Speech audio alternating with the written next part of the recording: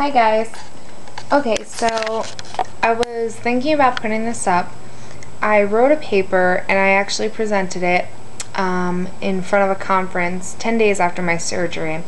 And I kind of wanted to share this with everybody because I hope this opens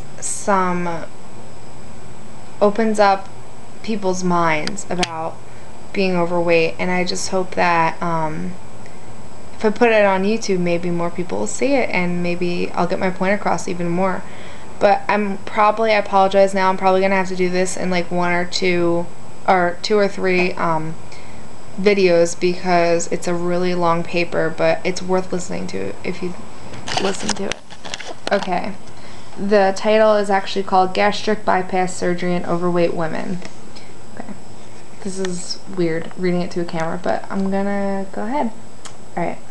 Fat, if there were ever such a loaded word.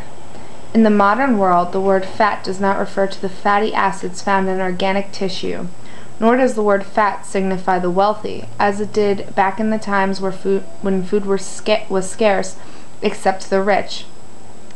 Fat today brings up feelings of laziness, worthlessness, gluttonous, dirtiness, disgust, and an overall feeling of inadequacy to thinner, more attractive people. We see this all the time in our daily lives. A prominent salesperson was not hired at a prestigious company because the company felt his appearance would hinder his ability to sell merchandise. Think about it. What gave us, as Americans, a stigma? We can blame the media or we can blame our parents. But this attitude causes many obese people, women in particular, to undergo the surgical procedure, gastric bypass surgery. Most average-sized Americans have this notion that gastric bypass is the easy way out, but nothing is farther from the truth. I'll explore the bias against overweight women in America, the surgical procedure from first doctor's visit to 10 years post-op, and the benefits, risks, and ultimately rewards of this surgery that have saved many people's lives. Gastric bypass is not the easy way out and should not be seen as a way for lazy